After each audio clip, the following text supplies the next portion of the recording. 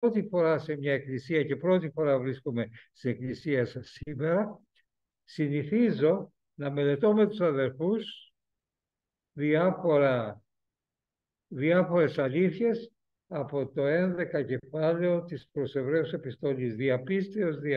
Διαπίστεως. Σήμερα, εφόσον μας έφερε κοντά η υμνοδία, θα ασχοληθούμε τι μας λέει ο Λόγος του Θεού περί υμνοδίας.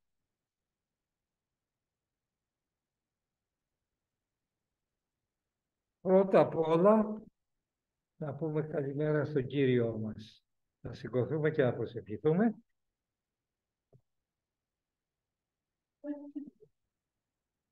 Πατέρα μας Άγιε δοξασμένε, δοξάζουμε το όνομά Σου. Σε ευχαριστούμε γιατί εσύ έκαμες και την Κυριακή για να σε θυμόμαστε και να σε πλησιάζουμε, και έκαμε και τη Δευτέρα και την Τρίτη και την Τετάρτη και κάθε μέρα για να είμαστε κοντά Σου. Δόξα στο όνομά Σου. Σε ευχαριστούμε, Κύριε μας. Σε ευχαριστούμε για ό,τι έκαμε στη ζωή μας. Σε ευχαριστούμε για το έργο της αγάπης Σου. Σε ευχαριστούμε για τη θυσία Σου. Σε ευχαριστούμε για όλα όσα μας χάρισες. Δόξα στο όνομά Σου. Πατέρα μας Άγιε, παίρνω μπροστά Σου αδέρφια μας, τα οποία δεν είναι μαζί μας, τα οποία έχουν προβλήματα υγείας ή οποιαδήποτε προβλήματα. Θυμόμαστε και αδέρφια μας που βρίσκονται σε εμπόλεμες περιοχές, στο Ισραήλ και στην Ουκρανία. Εσύ, Πατέρα μας Άγιε, με διπλή μερίδα πνεύματος, ενίσχυσέ τα. Και εσύ κατάβασε το έργο του εχθρού τους πολέμους. Εσύ δώσε ειρήνη στον κόσμο Σου. Πατέρα μας Άγιε, την ώρα τούτη, γέμισε την με την παρουσία Σου. Δεν θέλω να ακούσουμε λόγια ανθρώπινα, αλλά λόγια δικά Σου. Λόγια του ονόματός Σου, λόγια του Πνεύματός Σου του Αγίου. Δόξα στο όνομά Σου. Σε ευχαριστούμε και σε δοξάζομαι. Τον Πατέρα, τον Υιό και το Άγιο Πνεύμα. Στους αιώνες των αιώνων. Αμήν. Αδέρφια μου, έχετε στα χέρια σας το χαρτί με τα εδάφια. Τα εδάφια είναι πολλά. Δεν υπήρχε περίπτωση να τα διατηρήσετε και να τα κρατήσετε, και γι' αυτό το λόγο σας τα έχω τυπωμένα. Και βλέπετε ότι η πρώτη, η δεύτερη, η τρίτη και πάνω η τέταρτη σελίδα είναι όλο με εδάφια. Στη τέταρτη σελίδα από κάτω είναι ένας καινούριος ύμνος που θα μάθουμε, και έχει αριστερά τα λόγια του ύμνου και δεξιά σε κάθε στίχο τι αντιστοιχεί από το Λόγο του Θεού, πώς μας το δίνει ο Λόγος του Θεού, και το σημειώνουμε. Λοιπόν, αυτό θα το βρείτε στο χαρτί σας, στην τελευταία σελίδα. Εμείς ξεκινάμε από την πρώτη και ήθελα να διαβάσουμε, αντί για ανάγνωσμα, επαναλαμβάνω, ύμνους δεν θα ψάχνουμε άλλους τώρα. Θα δούμε τι μας λέει ο Λόγος του Θεού με υμνοδίας και θα ψάχνουμε με άλλο πνεύμα. Πολλούς. Όσο μπορούμε να τελειώσουμε αυτά τα οποία έχουμε υπόψη να μελετήσουμε και να ψάχνουμε πολύ. Λοιπόν, στην πρώτη σελίδα του κειμένου σας θα δείτε διάφορα εδάφια, τα οποία αντί για ανάγνωσμα αυτά θα διαβάσουμε. Και ήθελα να προσέξετε ότι όλα μιλάνε για ένα και μοναδικό πράγμα. Ένα. Προσέξτε το και πιστεύω θα το βρείτε πολύ εύκολα. Ψαλμός 33, 2 και 3. Με κιθάρα ευχαριστείτε τον Κύριο. Με ψαλτήρι δεκάχος δε ψάλτες αυτόν. Το ψαλτήρι ήταν ένα όργανο όπως στα νησιά μας έχουν το κανονάκι, αν ξέρετε. Είναι νότες, είναι κορδές παράλληλες και χτυπάει με ένα πλήκτρο ο παίκτης. Λοιπόν, είναι το κανονάκι. Με ψαλτήρι δεκάχος δε ψάλτες αυτόν. Τραγουδήστε του ένα νέο τραγούδι. Κάντε ωραία να ηχήσουν τα όργανά σας και οι φωνές. Ψαλμό 40. Διαβάζουμε από πριν. Περίμενα με υπομονή τον Κύριο και έσκυψε σε μένα. Μ' ανέσυρε από το λάκκο της φθοράς, από τις λάσπες στο βούρκο, τα πόδια μου στήριξε πάνω στο βράχο, τα βήματα μου στέριωσε. Στο στόμα μου έβαλε καινούριο ένα τραγούδι για το Θεό μας δοξολόγημα. Ψαλμός 96. Ψάλτε στον Κύριο άσμα νέο. Ψάλτε στον Κύριο ολόκληρη η γη. Ψάλτε στον Κύριο, ευλογήστε το όνομά Του, κηρύξτε κάθε μέρα τη σωτηρία Του. Ψαλμός 98. Ψάλτε στον Κύριο καινούριο ύμνο, γιατί έκανε έργα θαυμαστά. Ψαλμός 149. Αλληλούια, ενείτε τον Κύριο, ψάλτε στον Κύριο και τραγούδι νέο. Υμνήστε τον μες των πιστών τη σύναξη. Ισαΐας 42. Ψάλτε στον Κύριο καινούριο τραγούδι. Ψάλτε τη δόξα Του από τα πέρατα της γης. Ψαλμός 146. Για σένα, Θεέ, θα ψάλω καινούργια οδή. Με άρπα δεκάχορδη θα παίξω μουσική για σένα. Και πάμε τώρα στο βιβλίο των ψαλμών της Καινής Διαθήκης. Τους περισσότερους ψαλμούς που έχει η Καινή Διαθήκη θα τους βρούμε συγκεντρωμένους στην Αποκάλυψη. Και μας έχει η γνωρία του ουρανού. Τι ψάλουν στον ουρανό. Αποκάλυψης 5-8. Όταν πήρε το βιβλίο, τα 4 όντα και οι 24 πρεσβύτεροι έπεσαν μπροστά στο αρνείο. Καθένας τους κρατούσε μια κιθάρα και χρυσά θυμιατήρια γεμάτα θυμιάματα. Αυτά είναι οι προσευχές των πιστών. Και έψερναν ένα καινούριο ύμνο. Τι έλεγε ο ύμνος αυτός. Είσαι άξιος να πάρεις το βιβλίο και να ανοίξεις τις φραγίδες του, γιατί θυσιάστηκες και με το αίμα σου μας εξαγόρασες για το Θεό από κάθε φυλή, γλώσσα και λαό και έθνος. Βασιλιάδες τους έκαμες αυτούς και ιερείς για να τρέχουν το Θεό μας θα γίνουν κυρίαρχοι πάνω στη γη.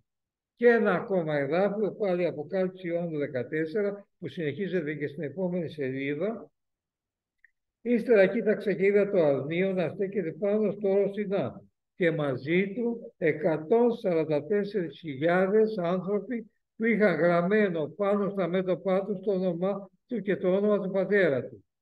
Και άκουσα φωνή από τον ουρανό, σαν τη βοή του καταράκτη, σαν τον ήχο της μεγάλης βροντής. Η φωνή που άκουσα έμοιαζε ακόμη με μουσική που κάνουν οι κιθαριστές με τις κιθάρες τους. Οι 144.000 τραγουδούσαν μπρος στο θρόνο και μπρος στα 4 όντα και στους 4 πρεσβύτερους ένα καινούργιο άσμα, που κανείς άλλος πάνω στη γη δεν μπορούσε να μάθει εκτός από τους ίδιους που είχαν λυτρωθεί. Δόξα στο όνομά Του. Αυτό είναι το ανάγνωσμά μας. Ας προσευχηθούμε, αδέρφια, μας σκύψουμε τα κεφάλια μας και ας ζητήσουμε τον Θεό να μας τα εξηγήσει στις καρδιές μας. Πατέρα μας Άγιε, σε ευχαριστούμε για τον Λόγο Σου. Ο Λόγος Σου είναι ζωή. Ο Λόγος Σου είναι αθάνατος. Ο Λόγος Σου είναι αιώνιος. Ο Λόγος Σου δεν αλλάζει. Δόξα στο όνομά Σου. Σε ευχαριστούμε γιατί και σήμερα μας έδωσες από το Λόγο Σου αυτά που Εσύ θες να μας δώσεις. Δώσε μας, Πατέρα μας Άγιε, μυαλό και καρδιά, να μας αγγίξουν όλα αυτά, να τα καταλάβουμε, να ψάλλουμε σε Σένα, να Σε δοξολογήσουμε και να ευλογήσουμε το όνομά Σου με ύμνους και ψαλμούς. Δόξα στο όνομά Σου. Αμήν. Αδέρφια μου, το βρήκατε αυτό το κοινό που έχουν όλα τα εδάφια που διαβάσαμε, όλα. Ποιο είναι? Ψάλτε καινούριο άσμα νέο, καινούριο τραγούδι στον Κύριο. Όλα το λένε αυτό. Το ίδιο πράγμα θα το βρούμε σε όλα τα εδάφια. Πρώτο εδάφιο, τραγουδίστε το ένα νέο τραγούδι. 144 ψαλμός. Σε σένα, Θεέ, θα ψάλω καινούργια οδή και λοιπά. Και στον ουρανό καινούριο τραγούδι λέει. Αυτό είναι το μήνυμα που θέλει να μας δώσει ο Θεός. Ότι τα υμνολόγια μας, θα πιάσω ένα υμνολόγιο στα χέρια μου, δεν πειράζει, θα το βρείτε, τα υμνολόγια μας πρέπει να αλλάζουν. Να ανανεώνονται. Η υμνοδία μας να ανανεώνεται. Κάθε μέρα να έχουμε να του πούμε ένα καινούριο πράγμα. Δόξα στο όνομα του Κυρίου μας. Και βέβαια, εάν τα υμνολόγια μας και αν η υμνοδία μας είναι τόσο ανάγκη να είναι καινούρια, θα πει κανείς, υπάρχει τίποτα τότε σταθερό? Και βέβαια υπάρχει.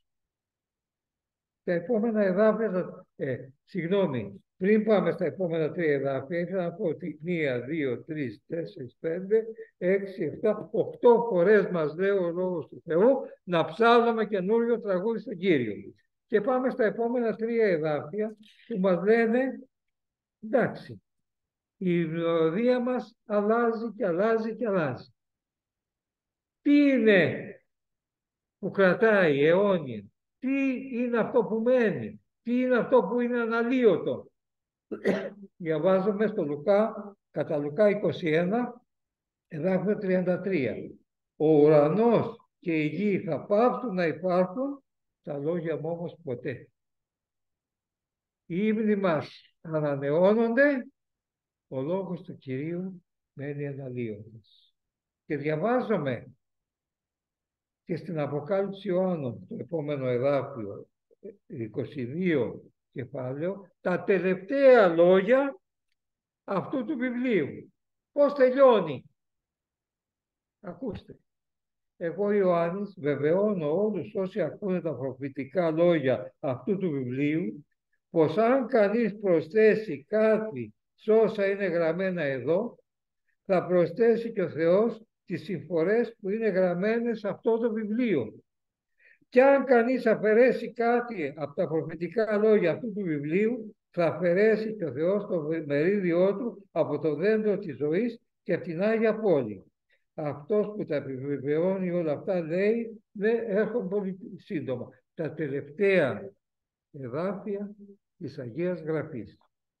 Και έρχονται τώρα οι ερμηνευτές και λένε, αυτά τώρα γιατί τα γράφει ο Ιωάννης? Αφορούν το βιβλίο που τελειώνει τώρα την Αποκάλυψη ή όλο το Λόγο του Θεού? Και υπάρχουν οι ερμηνευτές που λένε ότι αυτά αφορούν μόνο την Αποκάλυψη και υπάρχουν ερμηνευτές που λένε αυτά αφορούν όλα τα προηγούμενα εδάφια που μας λέει ο Λόγος του Θεού.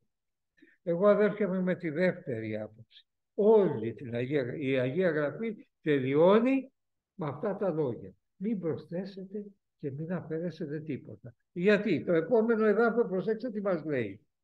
Αιώνιος είναι μόνο ο Λόγος του Θεού.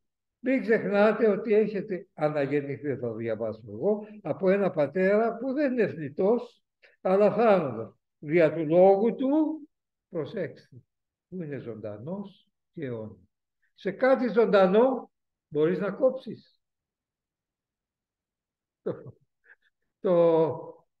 Έκαμες, το χάλασες. Αν κόψεις κάτι, το δημιούργησες μια πληγή και μια αναπηρία.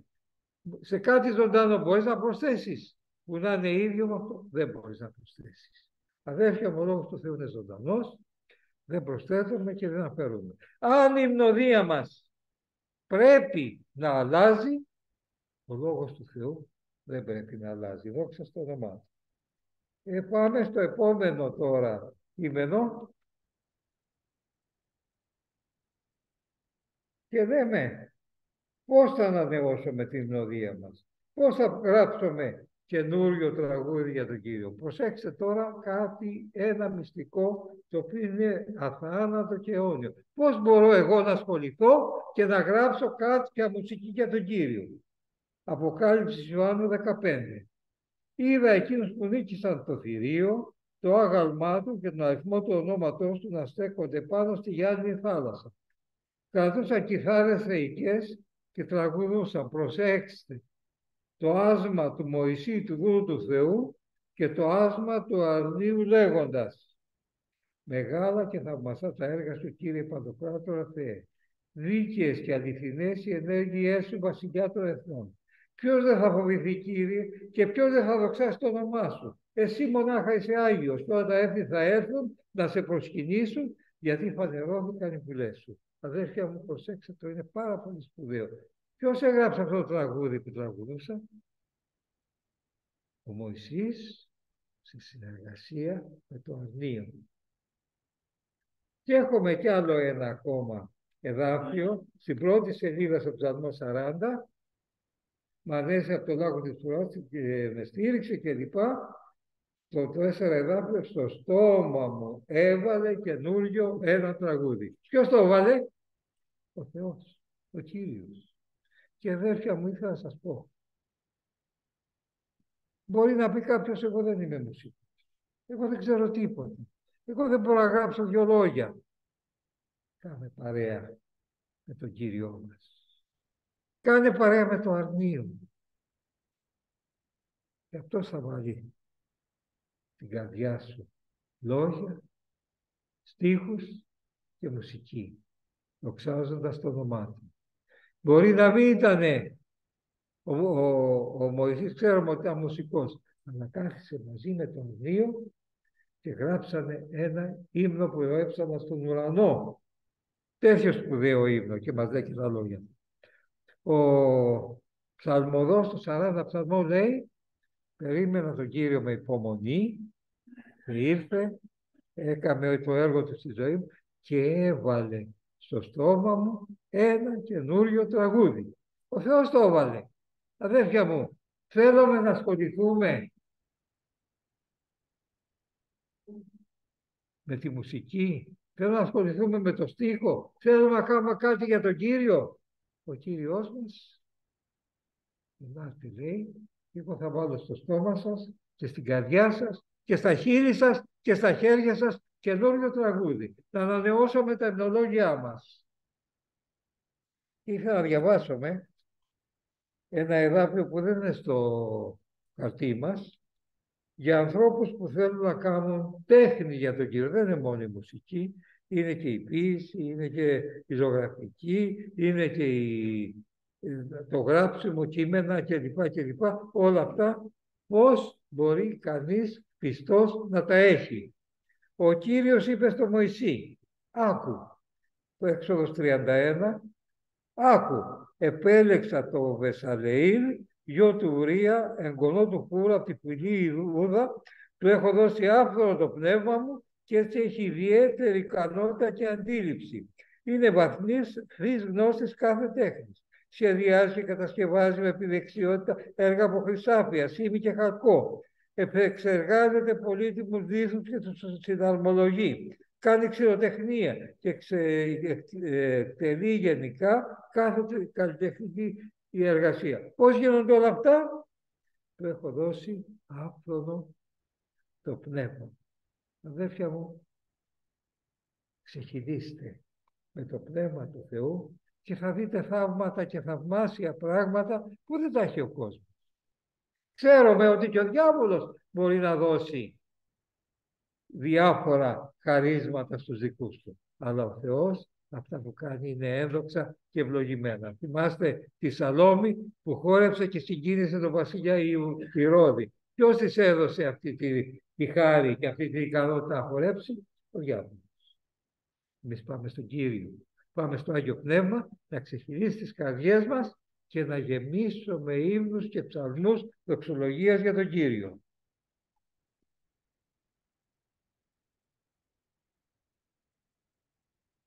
Άλλο θέμα τώρα, το οποίο έχουμε να αντιμετωπίσουμε με το ψαλμό 150, το λύνουμε αυτό. Τι όργανα μπορώ να χρησιμοποιήσω στη λατρεία μου για τον Κύριο? Ο ψαλμός 150 είναι πάρα πολύ κατατοπιστικός. Δεν χρειάζεται να διαβάσουμε τίποτα άλλο. Το διαβάζω το ψαλμό 150. Αλληλούια! Ενείτε τον Κύριο. Ενείτε τον Θεό μέσα στον Άγιο του ναό. Ενείτε τον μέσα στο στερέωμα που λάμπει η δύναμή του. Αυτόν ενείτε για τις μεγαλοσύνες του. Ενείτε τον για το άπειρο που έχει μεγαλείο. Αυτόν ενείτε με τις άλπιγγας τους ήχους. Αυτόν ενείτε με λαούτο και κιθάρα. Αυτόν ενείτε με το τύμπανο και με τον κυκλικό χορό. Ενείτε τον με εύκολα και φλογέρα. Αυτόν ενείτε με τα κρόταλα, τα ηχηρά. Ενείτε τον με τα κύβολα που αλλάζουν. Κάθε τι που ανασένει, ασθενεί τον Κύριο. Αδέρφια μου, τι σημαίνει? Τι όργανα μπορούμε να χρησιμοποιήσουμε για τον Κύριο?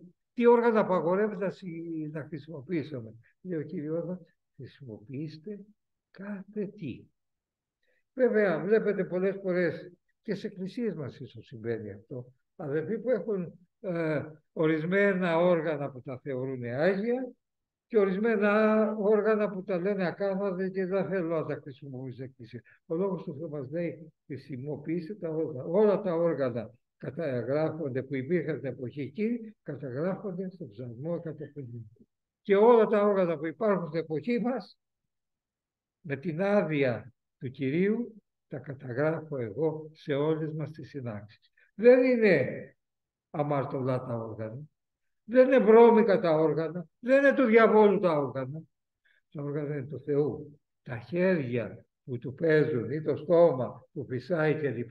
Μπορεί να είναι ακάθαρτο. Αλλά τα όργανα είναι καθαρά. Χρησιμοποιήστε κάθε όργανο και θα χαιρόμουν να βρω μια σύναξη στην πατρίδα μας που να έρχεται καθένας το πρωί στη λατρεία με το όργανο του να ψάλει και να παίζει ταυτόχρονα.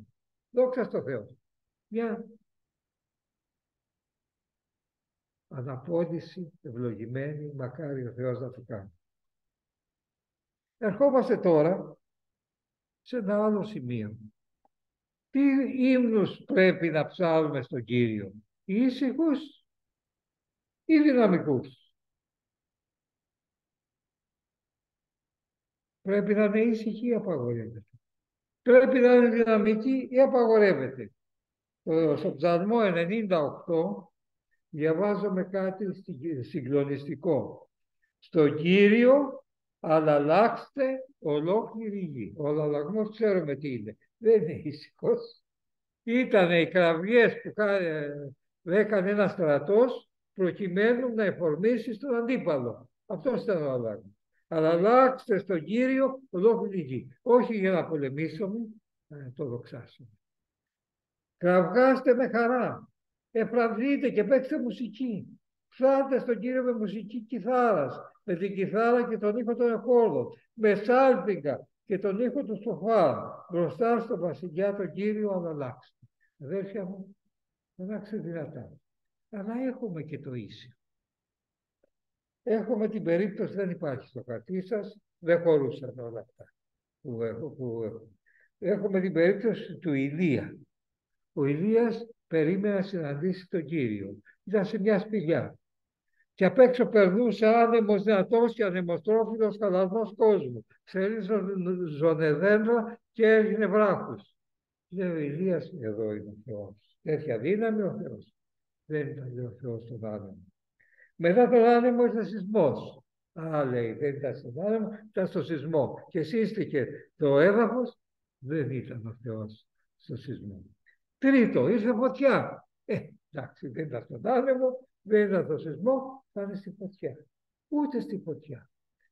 Και μετά λέει επίσης ένα λεπτό αεράκι, αυτό το βρίσκομαι στο πρώτο Βασιλέων 19, 11 και 13 εδάφιο, αν σας ενδιαφέρει, ήρθε ένα αεράκι και κατάλαβε ότι στο απαλό αεράκι ήταν εκείνος. Αδέρφια μου, ο Θεός μας καλεί να ψάλουμε και δυναμικά και να αλλάξουμε και να ησυχάσουμε απαλό αεράκι να είναι η μνοδία μας. Και το ένα και το άλλο είναι το Κύριο. Είναι το Κύριο.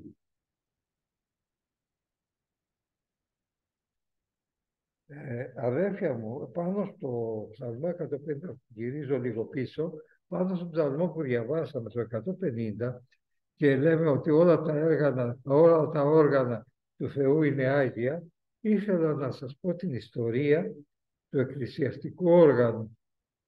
Το εκκλησιαστικό όργανο ήταν η αρχαία υδραυλής. Ένας Έλληνας στην Αλεξάνδρεια το ανακάλυψε τον 3ο π.Χ. αιώνα, Κτησίβιος.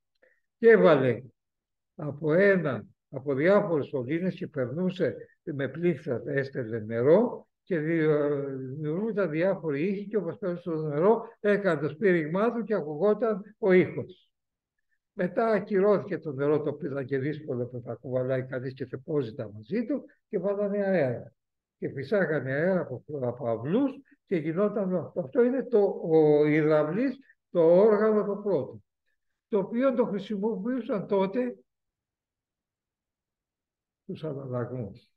Το είχαν στη μάχη, αυτό έβγαζε πάρα πολύ δυνατούς και οξυσύχους, όταν ορμός ο στρατός πίσω το υδραυλής σφύριζε και φώναζε, οι άλλοι λένε τι πασαρία, τι γίνεται. απορούσαν και ήταν μια ευκαιρία να βοηθήσουν τον στρατό να νικήσει. Δηλαδή, τους άλλους τους τρόμαζε, αυτούς που το ήξεραν ορμούσαν μπροστά. Αυτή ήταν η δουλειά της Ιδραυλίδος. Έτσι ξεκίνησε η Ιδραυλίδος. Μετά ήρθε στο Βυζάντιο, πήγε στον Ιππόδρομο, πήγε σε διάφορες άλλες, αλλά ποτέ στην Εκκλησία. Και το 757 ο Κωνσταντίνος ο Πέμπτος, ο αυτοκράτορας του Βυζαντίου, το έστειλε στη Δύση στον Πιπίνο τον Κοντό, έτσι λεγόταν ο Φράγκος βασιλιάς. Αυτός το πήρε και να το κάνει, το έδωσε σε ένα μοναστήρι. Και καλόγεροι άρχισαν να παίζουν και από εκεί βγήκε όλη η θεωρία της αρμονίας. Η αρμονία βγήκε από κάποια μοναστήρια τέτοια καλογύρω. Και από εκεί χρησιμοποιήθηκε και μέσα στη λατρεία. Και μπήκε και βγήκε και έχουμε σήμερα το Άγιο Εκκλησιαστικό όργανο. Η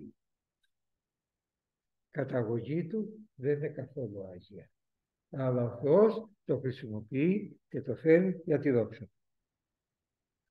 Πάμε ακόμα να διαβάσουμε κάτι από τον Ιώβ. Δεν είναι στα χαρτιά σας, δεν είναι στα χαρτιά σας γιατί δεν χωρούσε. Η φύση τραγουδούσε και τραγουδά ακόμα. Λέει ο Θεός, όταν μιλάει στον Ιώβ και στους άλλους που είχαν συγκεντρωθεί εκεί, τους μίλησε ο Θεός και έκλεισε όλη τη σύνταξη. Τότε ένα από τα εδάφια που είπε ο Θεός, μιλάει για τη δημιουργία και λέει, τότε όλα τα άστρα της αυγής μαζί τραγούδαγαν και σκόρπιζαν κραυγές χαράς όλα τα ουράνια όντα. Αδέρφια μου, τραγουδούσαν τα άστρα. Πέρασαν τα χρόνια, αυτό το γράψε ο Ιώβ, θεωρείται ο Ιώβ ότι είναι το πιο παλιό βιβλίο που γράφηκε της Αγίας Γραφής. Το έγραψε ο Ιώβ με την οδηγία του Πνεύματος του Θεού, ποτέ δεν έγραψε δια Πνεύματος Αγίου κινούμενη ελάλησα μια Αγία άνθρωπο του Θεού. Ο Ιώβ το έγραψε με την οδηγία του Αγίου Πνεύματος και είπε ότι τραγουδάνε τα άστρα. Και τις μέρες μας, τον 20ο αιώνα, το 1900, ανακαλύψαν ότι πράγματι δίνουν ήχο τα άστρα. Όπως γυρίζουνε, έχουν ένα σπινάρισμα και μια φωνή και ένα ήχο. Και δημιούργησαν τότε τα ραδιοτηλεσκόπια, που δεν βλέπουν τα αστέρια, αλλά ακούνε.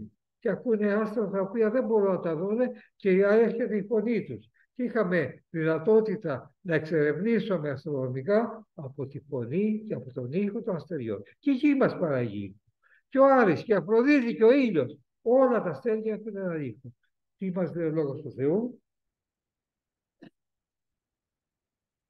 Όλα τα άστρα της αυγής μαζί τραγούδαγαν και σκόρπιζαν κραυγές χαράς όλα τα ουράνια όντα. Αδέρφια μας, ο Αϊνστάιν, αρχές του 20ου αιώνα, έδωσε με μαθηματικά ένα άλλο ήχο. Τον ήχο που κάνουν τα βαρυτικά κύματα. Όταν δυο σκοτεινές τρύπες συγκρούονται, δημιουργούνται βαρυτικά κύματα. Αυτό το βρήκε ο Αϊνστάιν, δεν τα άκουσε. Σήμερα τα ακούνε οι επιστήμονες με τα όργανα που διαθέτουν, τα βαρυτικά κύματα. Τα κύματα της περιστροφής των διαφόρων ουράνιων σωμάτων. Όλα τα ουράνια σώματα δοξάζουν και τραγουδούν για τον Κύριο. Και πάμε τώρα στον επίλογο, τρίτη σελίδα και τελευταία. Στον επίλογο, τι κάνει η υμνοδία, ποια είναι η αξία της. Διαβάζομαι το πρώτο εδάφιο Κολοσσαείς 3:16. Ο Λόγος του Θεού με όλο το πλούτο του ας μένει μόνιμα ανάμεσά σας και έτσι να διδάσκετε και να συμβουλεύετε ο ένας τον άλλο με σοφία. Να ψάλετε με γνωμοσύνη στον Κύριο από την καρδιά σας ψαλμούς, ύμνους και άσματα που εμπνέει το Άγιο Πνεύμα. Προσέξτε τι είναι η αφορμή για να ψάλουμε, να δοξάζουμε και να πάρουμε ύμνους από το χέρι του Θεού. Ο Λόγος του Χριστού με όλο το πλούτο του ας μένει μόνιμα μέσα της. Αδέρφια μας, ξεχειρίζει από την καρδιά μας ο Λόγος του Θεού. Να είναι. να δοξολογίες, να στίχοι για τον Κύριο. Δόξα τω Θεώ. Προς Εφεσίους 5, 18 και 19. Να γεμίζετε με το Πνεύμα του Θεού, να τραγουδάτε στις συνάξεις σας ψαλμούς και ύμνους και πνευματικές οδές, να ψάλετε με την καρδιά σας τον Κύριο. Αδέρφια μου, δύο είναι οι αφορμές για να γεμίσουμε και να ξεκινήσουμε ύμνους και ψαλμούς. Ο Λόγος και το Πνεύμα. Ο Κύριος μας ο Ιησούς Χριστός και το Άγιο Πνεύμα. Προσέξτε ότι οι άνθρωποι δεν τα καταλαβαίνουν αυτά και θεωρούν ότι είναι πρώτος στον ουρανό στρατηγός με 3 αστέρια ο Θεός, δεύτερος στον ουρανό με 2 αστέρια ο Χριστός και τρίτος στον ουρανό με 1 αστέρι το Άγιο Πνεύμα.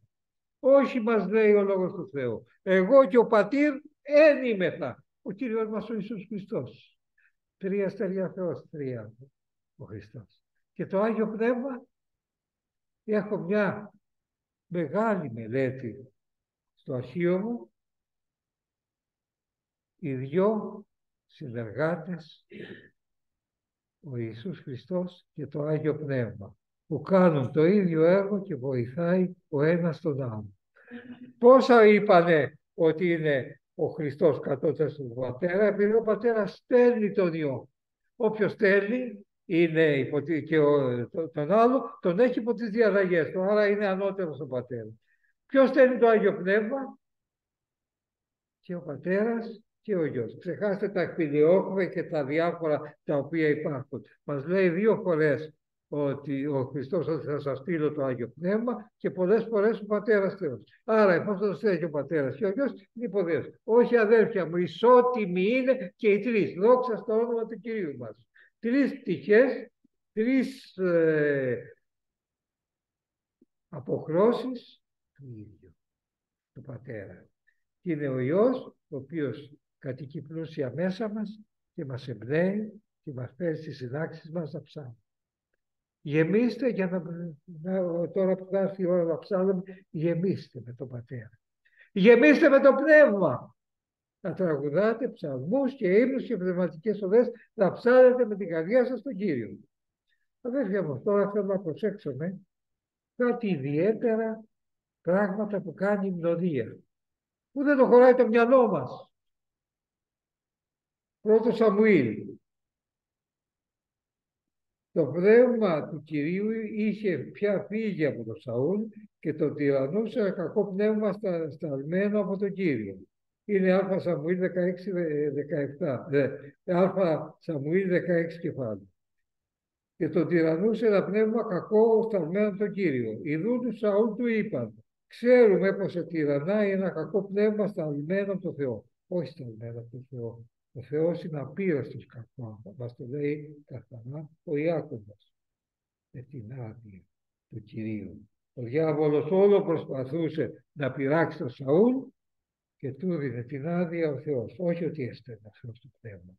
Η διατύπωση αυτή θέλω να τη διορθώσω και να μην στο μυαλό μας. Ο Θεός είναι απείραστος κακός, αλλά πήγε το Αγίο Πνεύμα με την άδεια του Κυρίου.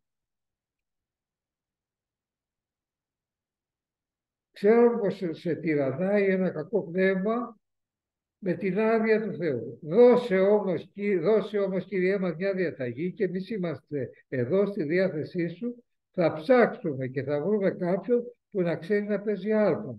Μπορεί να είναι άρπα το λένε το μεταφράστο, αλλά κιθάρα λέει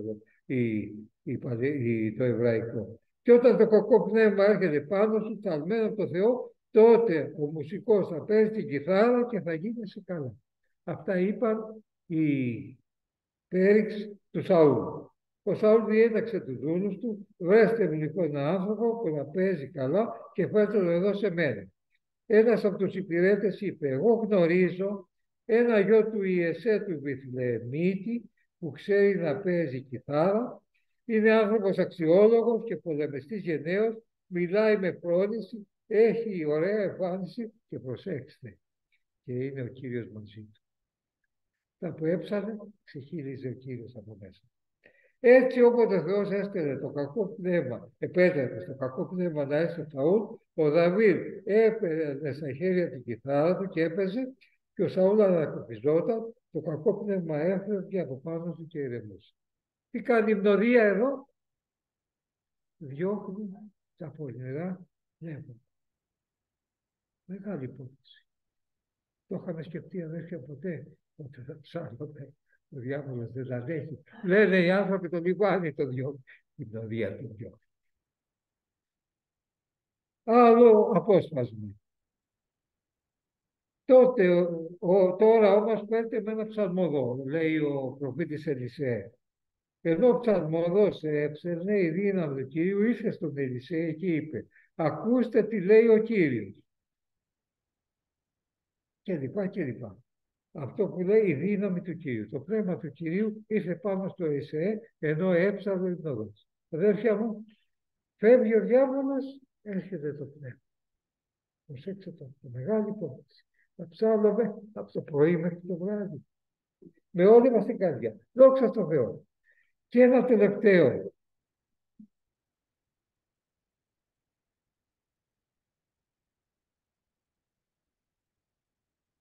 Πράξεις Αποστόλων 16.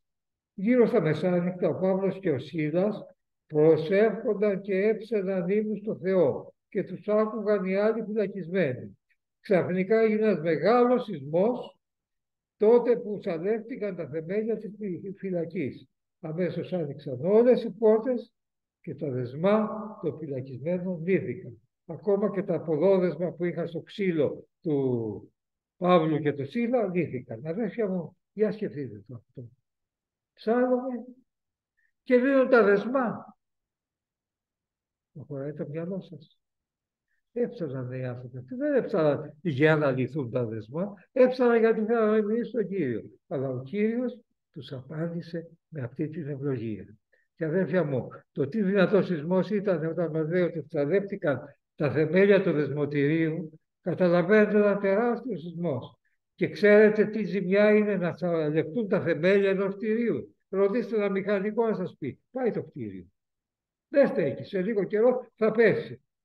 Ο Κύριος δεν το άφησε να πέσει. Θα πέσει πάνω στα κεφάλια των δικών του. Κράτησε το κτίριο, αλλά κράτησε ελεύθερους και λυμμένους τους δέσμιους που ήταν στο όνομά του. Διότι έψαναν. Προσευχόμενοι υμνούσαν το Θεό. Να υμνοδιατικά.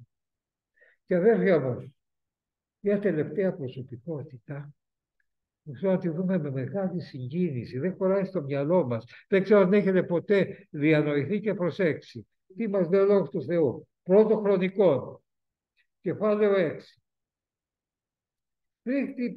Πριν χτίσει ο Σολομών τον ναό του Κυρίου στη Ιερουσαλήμ, οι άνθρωποι αυτοί εκτελούσαν την υπηρεσία της υμνοδίας μπροστά στη σκηνή του μαρτυρίου, σύμφωνα με ορισμένους κανόνες.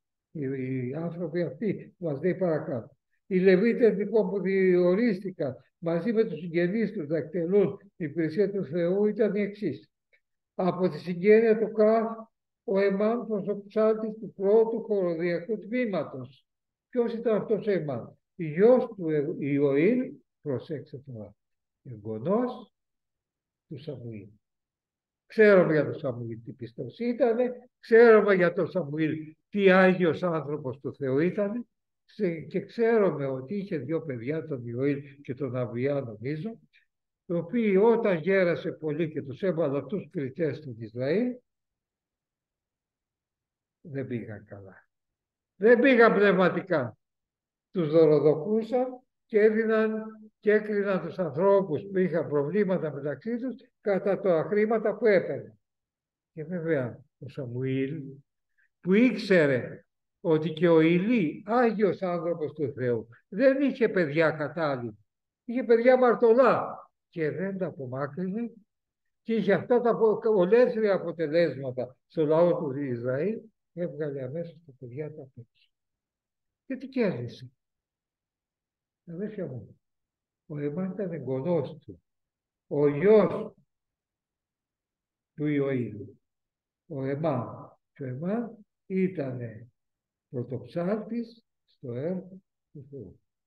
Αυτοί που είχαν την υμνοδία στη σκηνή του μαρτύριου, γιατί στη σκηνή του μαρτύριου ακόμα ο ναός δεν είχε χτιστεί, Απ' έξω κυρίως, γιατί μέσα μπαίναν οι ιερείς, και ήταν ιερέας κι αυτός, αλλά απ' έξω που έψανε ήταν ο Εμάν, ο ευλογημένος εγγονός του Σαμουήλ, ο ευλογημένος δυσέγγονος της Άννας. Η μάνα του Σαμουήλ, η Άννα, ήταν και αυτή η ποιήτρια και έγραψε και αυτή ένα ύμνο. Το διαβάζαμε στο δεύτερο κεφάλαιο του πρώτου Σαμουήλ. Το ύμνο της Άννας, όταν της χάρισε το Σαμουήλ ο Θεός και τον ύμνησε και τον δόξασε. Παρακάτω για τον Εμάν, ακούστε. Ο Δαβίδ το 5 συγγνώμη, 4 εδάφιο. Η γη του Εμάν, Λουκίας, Ματανίας κλπ. Ο Θεός είχε δώσει τον προφήτη Εμάν τον βλέποντα του βασιλιά αυτούς τους 14 γιους. Δεν είχαν τα ονόματά τους, γιατί δεν είχαν και τίποτα δεν μας λέγανε. Και 3 χώρες σύμφωνα με την υπόσχεσή του για να δοξάσει τον Εμάν. Ο Θεός είχε υποσχεθεί ότι θα δοξάσει τον Εμάν. Όλοι αυτοί έψαλαν κατά τη λατρεία του ναού, και οι 14 γη και 3 κόρες και ο Εμάν, και τους συνόδευαν κύμπαλα, άρφες και κιθάρες υπό τη διεύθυνση των πατέρων. Ο Εμάν με την οικογένειά του πήγαινε και δοξολογούσε τον Κύριο. Ευλογημένη εικόνα. Και ευλογημένος άνθρωπος, ο εγγονός του Σαμουήλ, ο δυσέγγονος της Άννας. Άνθρωπος που έκανε μνοδία για τον Κύριο και έψανε για τον Κύριο με τα παιδιά του όλα στο ναό του Κυρίου, και αυτό ο Θεός υποσχέθηκε και λέει ότι θα το δοξάσει. Δεν φτιάχνω. Τι να πούμε παραπάνω για τις ευλογίες της συνοδείας. Μπορούμε να πούμε τίποτα άλλο? Νομίζω αυτό είναι ηλικιώδη. Φεύγει το πονηρό πνεύμα, έρχεται το πνεύμα του Θεού, λύνονται τα δεσμά, ο Θεός ευλογεί. Δόξα στο όνομα του. Αδέρφια μου, πριν έρθει η ώρα για να ψάλλουμε, θα θέλω να δούμε και ένα ακόμα εδάφιο στη τελευταία σελίδα. Τελευταία σελίδα είναι ο ύμνος που θα μάθουμε σήμερα, αλλά το τελευταίο εδάφιο είναι προς Κορινθίους 1:14. Τι πρέπει λοιπόν να ψάλω? Θα προσευχηθώ με το πνεύμα μου, θα προσευχηθώ όμως και με το νου μου. Θα ψάλω με το πνεύμα, θα ψάλω και με το νου. Καμιά φορά μας συμπαρασύρει η μνοδία, η μελωδία κλπ. Και ξεχνιόμαστε και ψάλουμε. Να έχεις και το μυαλό σου τι ψάλεις. Να έχεις και τη σκέψη σου τι ψάλεις. Να μπει στο μυαλό σου αυτό που ψάλεις και να το ψάλεις και με την καρδιά σου και με το μυαλό σου. Αδέρφια μου, να προσευχηθούμε και να ετοιμαστούμε για ευνόδια.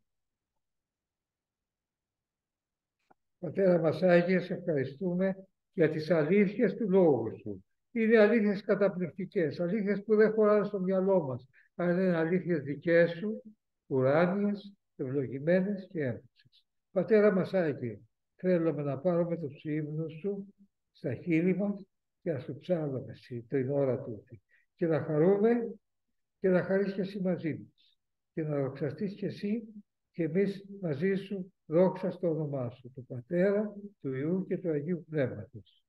Αδέρφια μου, θα ανοίξουμε στον ύμνο που θα μάθουμε.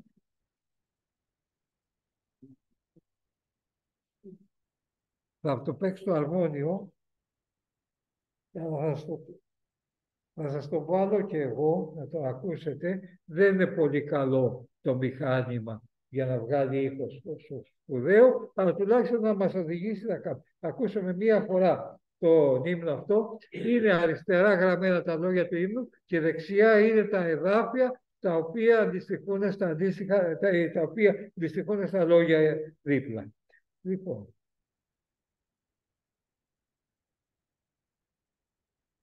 ακούστε λίγο.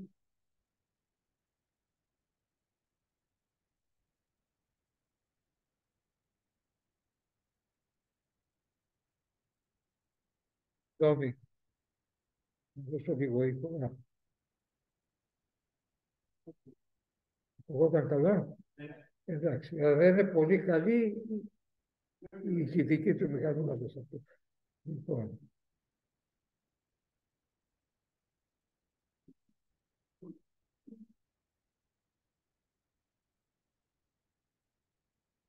έτοιμοι.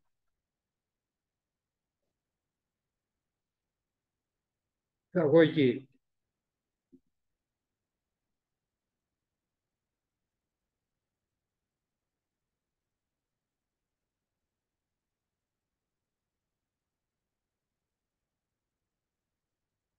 Αρχίζομαι.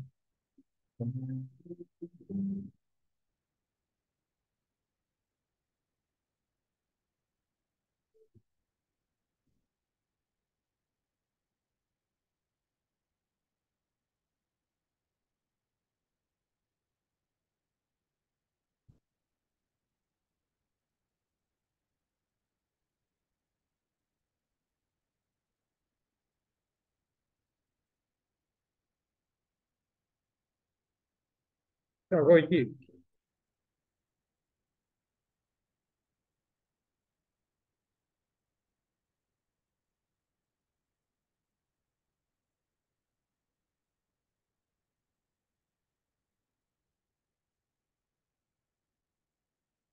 Δεύτερη στροφή.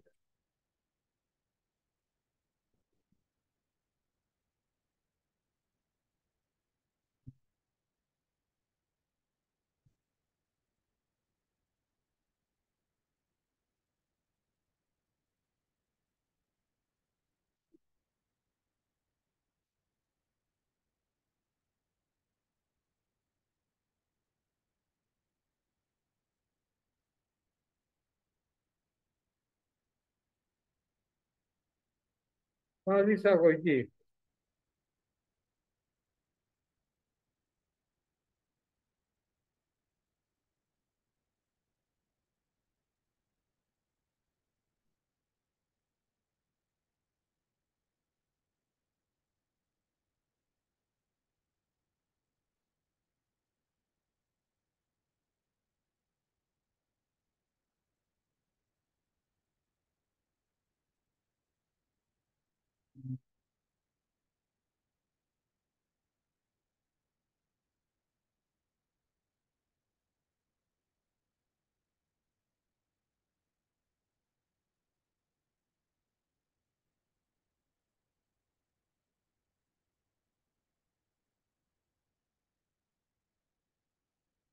Πάλι μια φορά την εποδό.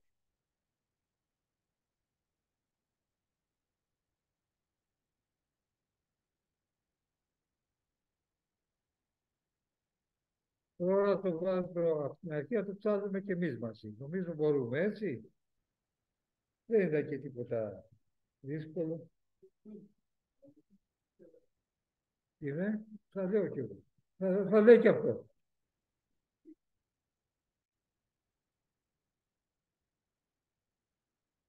Λοιπόν, έτοιμοι.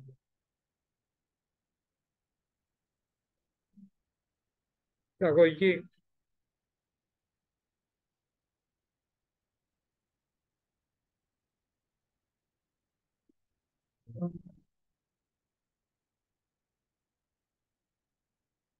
Έτοιμοι. Ζωντανή η αγάπη, η αγάπη, η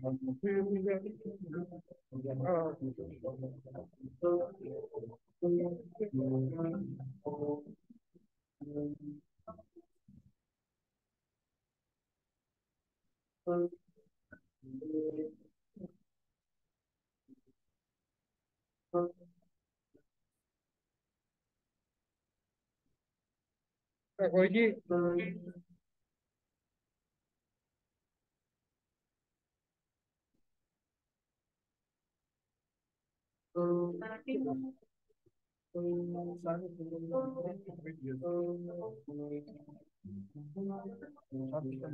Δεύτερη στροφή. Ό,τι κάνει είναι καλό, η αγάπη, δεν το γίνεται καθώς,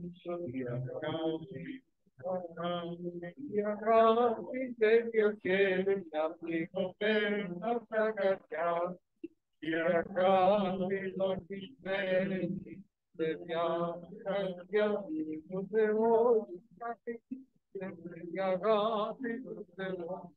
η δική του της αγάπης δραθώ.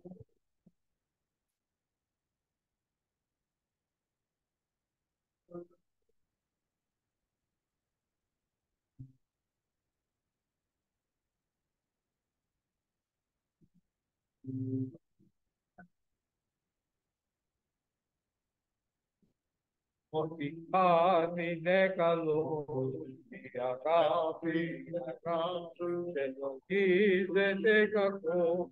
Η αγάπη τέτοιο χέρια σηκωμένα τα καρδιά. Η αγάπη λογιστεύει παιδιά καρδιά. Ο Θεός αγάπη δεν πρέπει αγάπη. Η δική του της αγάπης δραθώ.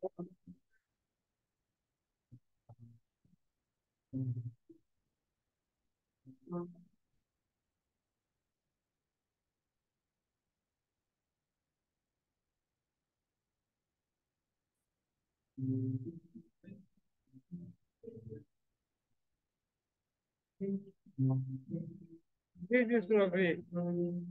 Η καρδιά μας φωτιά τρανεί, η αγάπη, με την φίλου ποταμή. Η αγάπη δεν το σώμα, του του πρικοψωμεί. Η αγάπη δεν το βρέμα, την ζωή.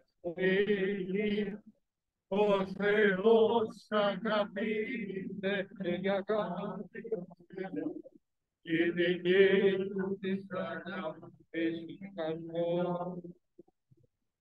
Ο Θεός αγαπεί, φοβός, η δική του της αγάπης καρπό. Εντάξει. Δόξα τω Θεώ, μάθαμε και έναν ύμνο σήμερα. Θα το πούμε άλλη μια φορά στο τέλος και τώρα η υμνοδία. Έχουμε την υμνοδία μας και κανονισμένη.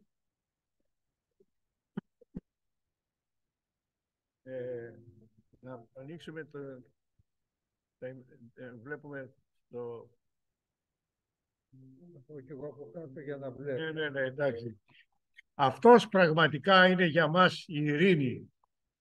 Αυτός έκανε τους δύο αντιμαχόμενους κόσμους ένα λαό και γκρέμισε με το σταυρικό του θάνατο ότι σαν τείχος τους χώριζε και προκαλούσε έχθρα μεταξύ τους. Σας ψάλουμε τον ύμνο.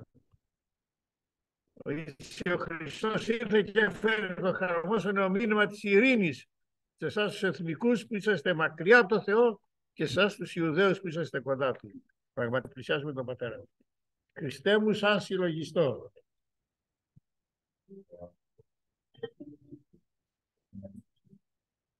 Δεν ξέρω απ' έξω, εντάξει. Δεν χρειάζεται να θα κατέβω μετά. Πιστεύω σαν συλλογιστό,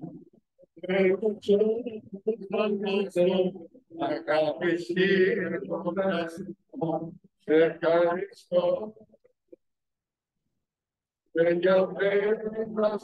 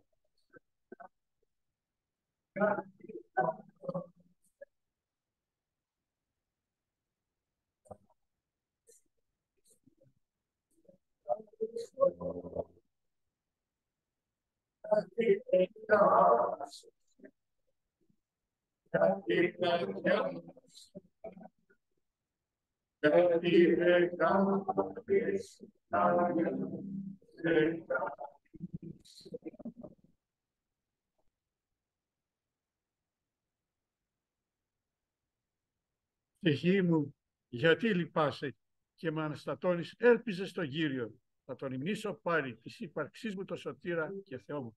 Τον ύμνο αυτό θα τον ψάλει η αδελφή Αγγελική με τη Βίκη την πρώτη στροφή και μετά τον ψάλουμε όλοι μαζί. Όταν οι μέρες σκοτεινές και ατέλειωτες οι ώρες, οι καταιγίδες με πονούν και με χτυπούν οι μπόρες.